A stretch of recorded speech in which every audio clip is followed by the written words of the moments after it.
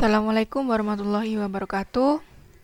Di sini saya akan membuat video tentang tahanan pada kapal untuk memenuhi tugas mata kuliah hambatan dan propulsi kapal. Sebelumnya saya akan memperkenalkan diri. Nama saya Widya Setianingrum, NIM 19 19 10 70 10 50. Nah, apa sih tahanan kapal itu?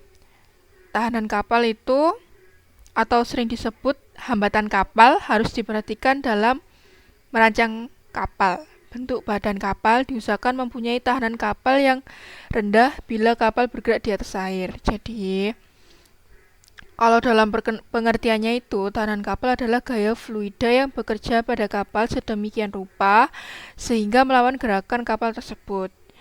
Tahanan tersebut sama dengan gaya fluida yang bekerja sejajar dengan sumbu gerakan kapal. Jadi di sistem propulsi kapal atau pendorong itu mesin penggerak dan lambung kapal harus dirancang yang paling efisien.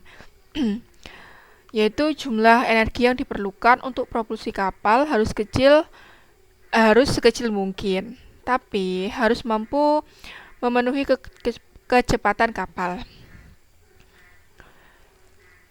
Jenis-jenis hambatan atau tahanan kapal. Yang pertama itu tahanan gesek atau RF, yang disebut tahanan yang diterima kapal pada saat melaju yang dihasilkan akibat gesekan antara kulit lambung kapal atau juga disebut ship sail dengan air.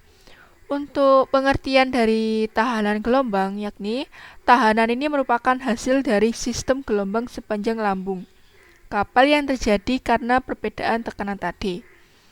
Nah, setelah pengertian tahanan gesek dan gelombang, ada pun juga tahanan tekanan, yang berarti tahanan kapal yang timbul akibat gerakan kapal atau benda pada fluida non-ideal. Fluida yang berviskositas akan menimbulkan gaya pressure forces.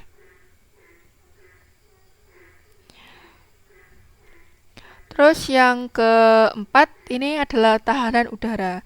Tahanan kapal yang timbul akibat bangunan atas kapal superstruktur yang tinggi dengan bentuk tidak streamline.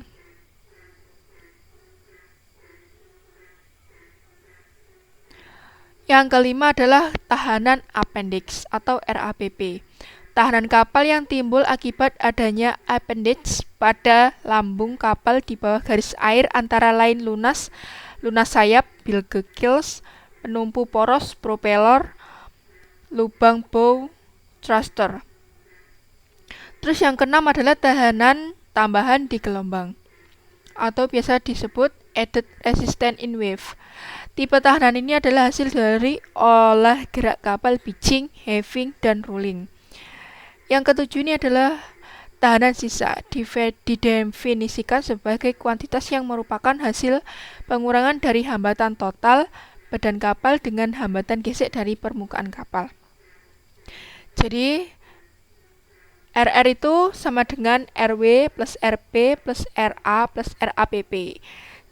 Maka hambatan total kapal RT, RF, RR sama dengan RF atau plus RR, di mana RF adalah hambatan gesekan.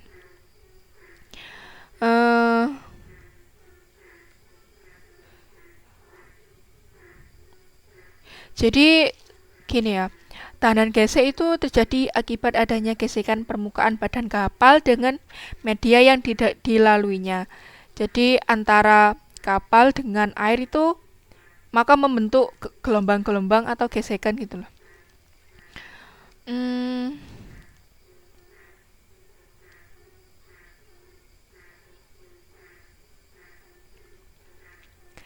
Untuk video saya akan ngasih di akhir PPT ini.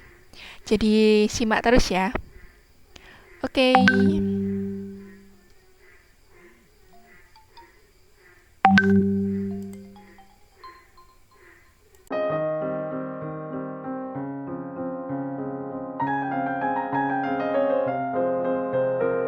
Di dalam kapal ini bagian pinggir itu ada tahanan yang dinamakan tahanan wave making.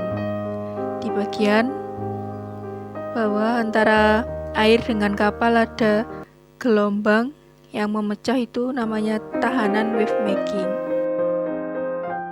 Tahanan wave making adalah hambatan yang diakibatkan oleh adanya gerakan kapal pada air sehingga dapat menimbulkan gelombang.